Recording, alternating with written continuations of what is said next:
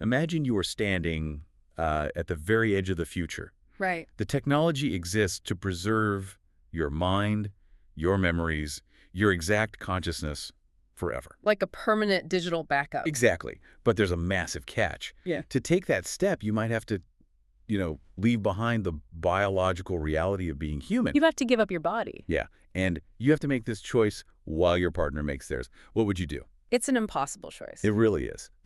So welcome to today's deep dive, where we are asking you one really profound question. What if we didn't have to say goodbye? I mean, that is arguably the ultimate question of the modern era, right? For sure. And today we are looking at a really fascinating stack of materials. We have director's notes, original song lyrics, and these incredibly detailed project outlines. Yeah, all for this multimedia sci-fi concept album called The Day We Left Earth. Right, by the Fortin Project. Okay, let's unpack this, because our mission today is to explore how the creator of this project took his own deeply personal autobiography and, well, mixed it with cutting-edge AI tools. And wrap the whole thing in near-future science fiction. Exactly. We want to see how he used this medium to examine grief, love, and the preservation of human consciousness. And as we dig into these sources, I want you to keep in mind that you're about to hear a story that uses technology in a very, very specific way. Not just as a shiny backdrop. No, not at all. It is not used as a spectacle. I mean, there are no laser battles or flying cars here. Technology is used more like a mirror. Reflecting back what we choose to preserve. Exactly. It reflects what we as humans actually care about. It's a highly intimate look at futurism. So to understand the really vast science fiction concepts here, we actually have to start with a grounded, very real history of the creator. Right. His real life. Yeah, his name is Justin. And this isn't a story born in, like, a sterile laboratory in Silicon Valley. It starts on Tuscany Street in East Detroit. Which is a completely ordinary working class beginning. Completely. The notes describe him growing up there with his mom, his sister, and his stepdad.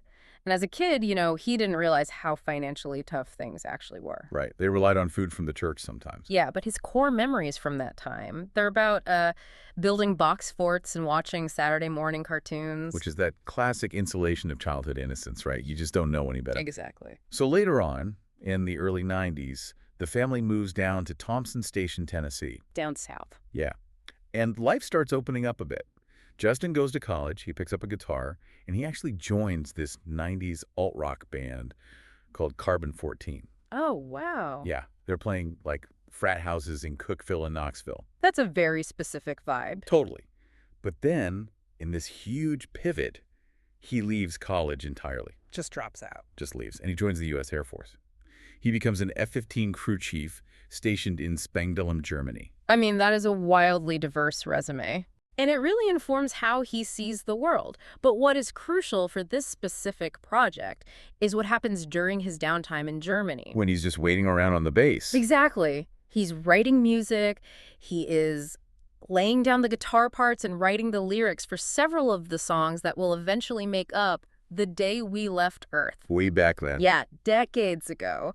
These are tracks with titles like Dream, Lost, and April Fool. So he's essentially just carrying these fragments of his life around with him for decades. Like a musical scrapbook. Exactly.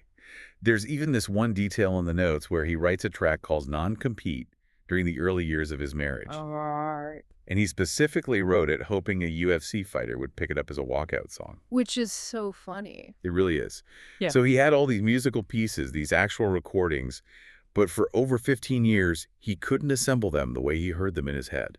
Which is, that's a profound frustration for any artist, Having the pieces but not the picture.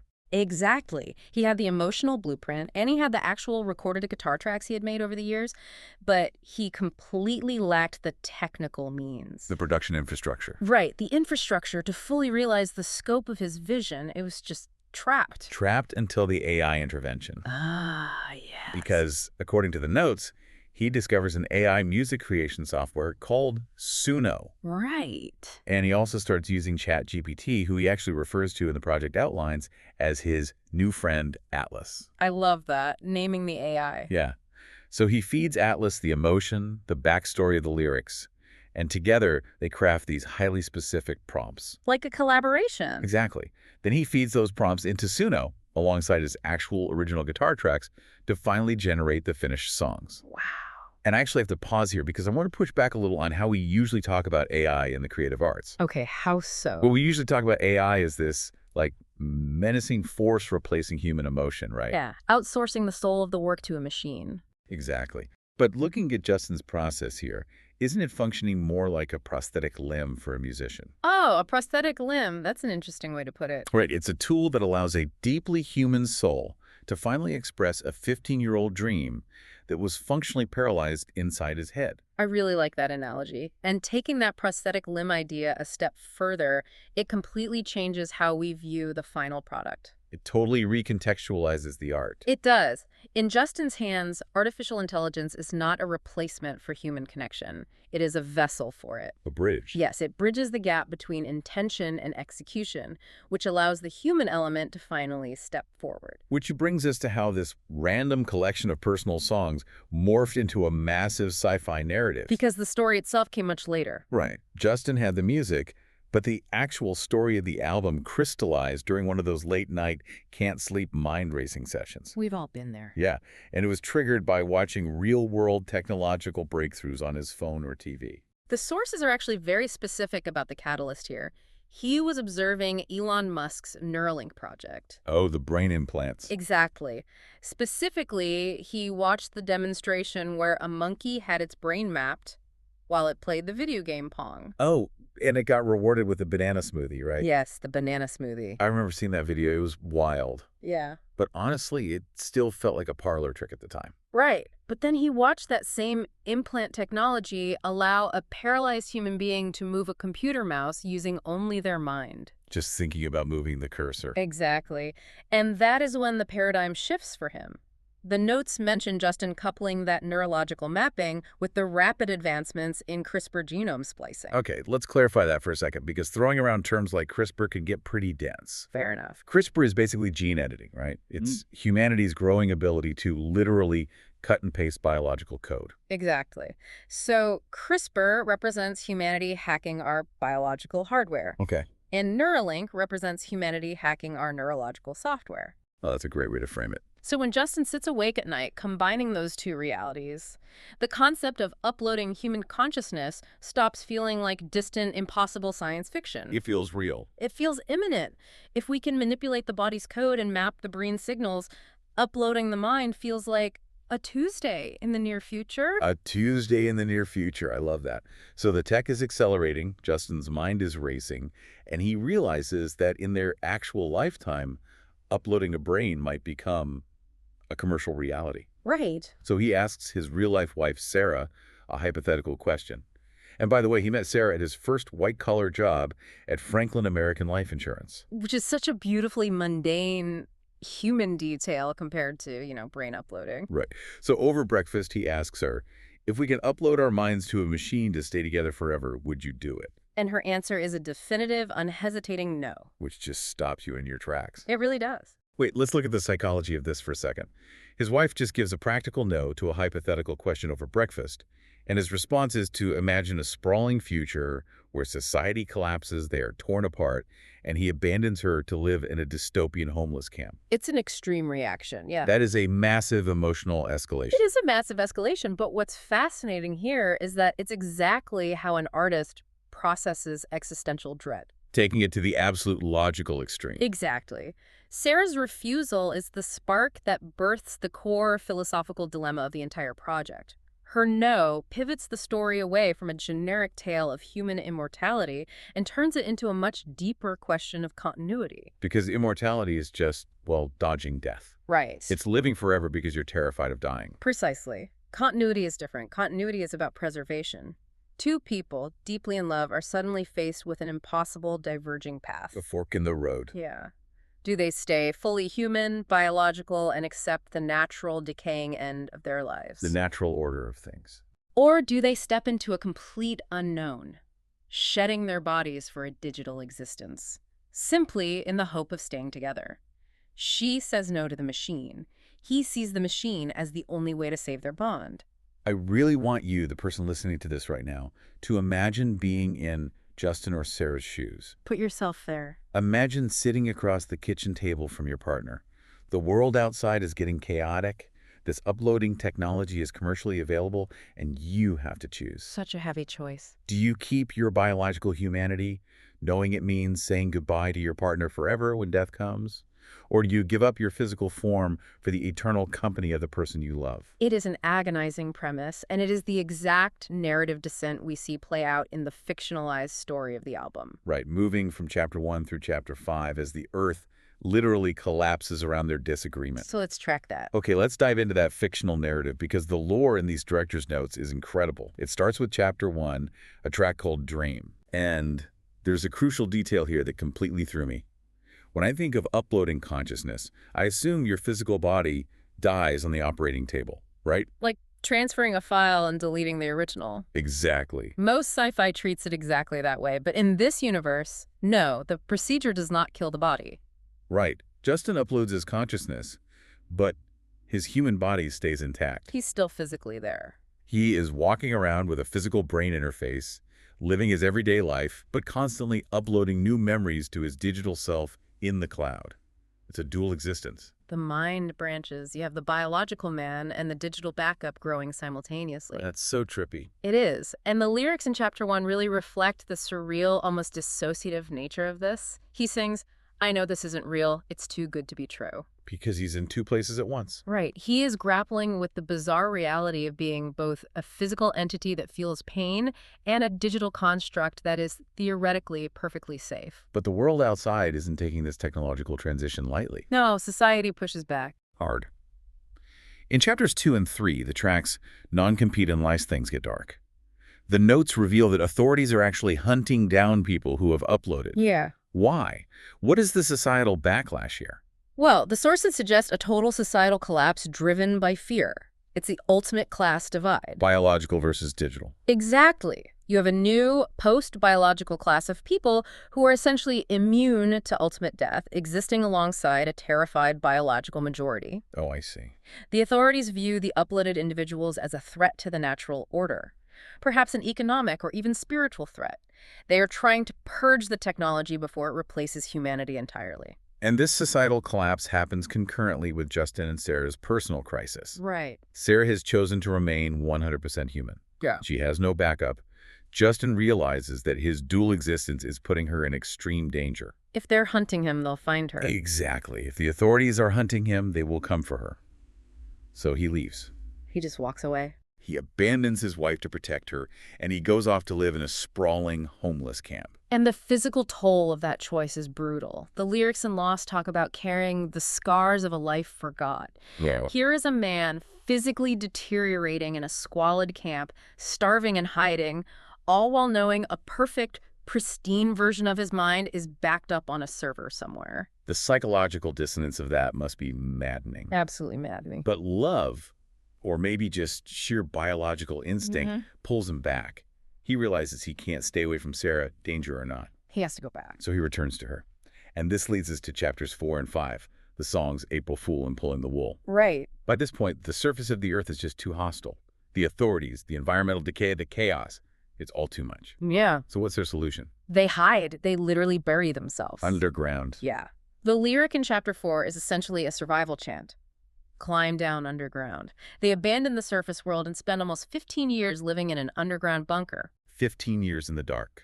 Just the two of them, isolated from whatever's tearing the world apart above them. It's claustrophobic just thinking about it. It really is.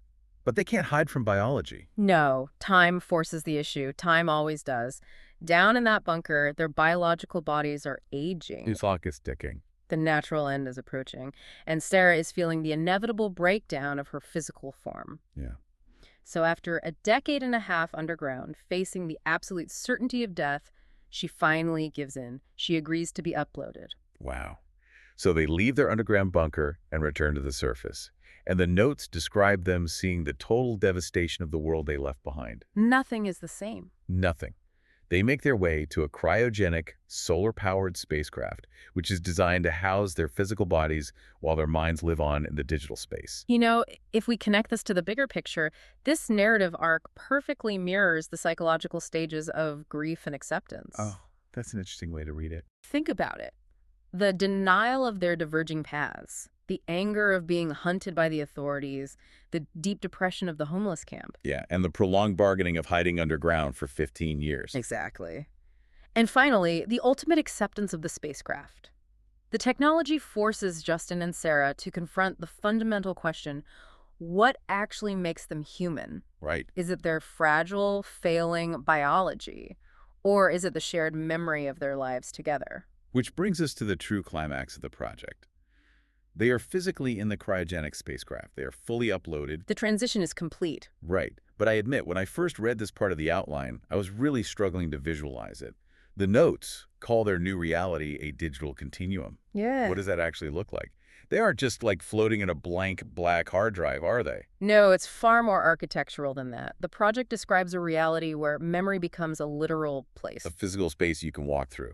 Exactly. Think of it like walking through an infinite three-dimensional museum where every exhibit is a moment from your own past. Oh, wow. You aren't just recalling history. You can physically interact with it. Identity becomes layered, built upon the geography of your own experiences. Okay, that makes the transition to Chapter 6 so much clearer.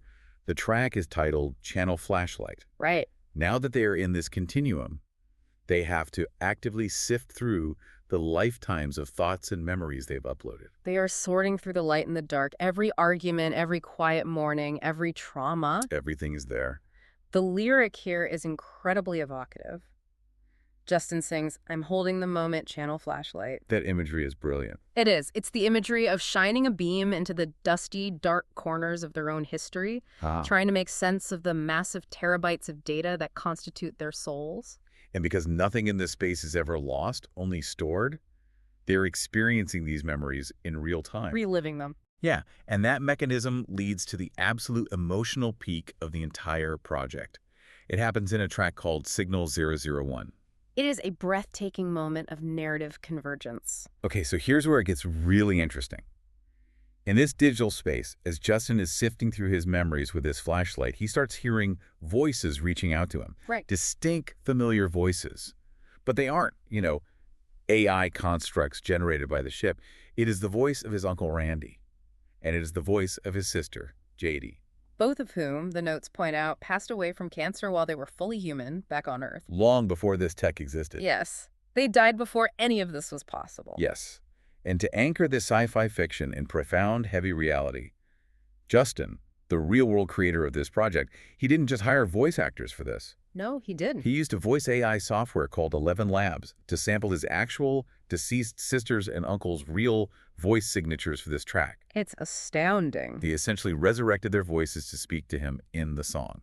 Let's look at the mechanics of what that actually entails, because the emotional weight of that process is staggering. Yeah, think about the physical act of doing that. Justin had to dig through old voicemails, maybe home videos. He had to isolate the audio of his sister, who he lost to cancer, clean up the background noise, and feed her ghost into an algorithm. Just sitting there listening to it over and over. Exactly. He had to sit alone at a computer, tweaking parameters until the machine spoke back to him in her exact cadence. Gives me chills just thinking about it. Using the technology to reach backward in time to pull the people you've lost into the present. This raises an important question, though, about the architecture of memory. Justin is using reality to inform the fiction, and in doing so, he elevates the entire message of the day we left Earth. How so? In this digital continuum, those we have lost are not entirely unreachable. If memory is a place, then love doesn't end with biological death. It multiplies. It just finds a new medium. Exactly. It finds new infrastructure to exist within. It reminds me so much of the tone of films like Her or Arrival. Yes. Perfect comparison. Right. It isn't an explosive dystopian warning. It's a restrained, incredibly vulnerable exploration of how technology intersects with our deepest human traumas. That is the crucial distinction. It isn't framing the technological future merely as a threat, but as a potential evolution of our emotional capacity. An expansion of what we can feel. Right. It argues that the drive for continuity isn't just about avoiding death. It is about ensuring that the love, the impact, and the connection we share do not just disappear into the void. So what does this all mean for you, the listener, sitting here today? I mean, we aren't currently living on a cryogenic, solar-powered spacecraft. Not yet, anyway. Right, not yet. But we are living in an era of rapid, frankly dizzying, technological acceleration. Unprecedented speed. Between AI, genetic engineering, and neural mapping, we are surrounded by existential anxiety about what it means to be human. It's everywhere. And I think the day we left Earth serves as a profound reminder that we must deliberately choose what we carry forward into that future. We have agency in this. Exactly. Mm. Technology is just the vessel, whether it's an AI music generator or a digital brain backup.